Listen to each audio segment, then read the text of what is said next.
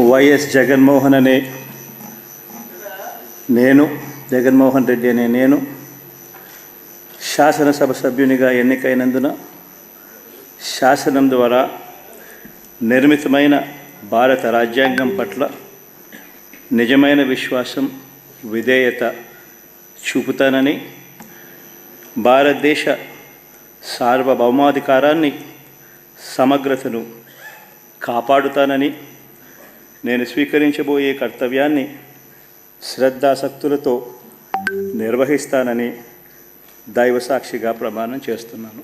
ఆంధ్రప్రదేశ్ శాసనసభ సభ్యుడైన వైఎస్ జగన్మోహన్ రెడ్డి అనే నేను సభా నియమాలకు కట్టుబడి ఉంటానని, వాటిని అనుసరిస్తానని, సభా మర్యాదలను పాటిస్తానని, సాంప్రదాయాలను గౌరవిస్తానని దైవసాక్షిగా ప్రమాణం చేస్తున్నాను.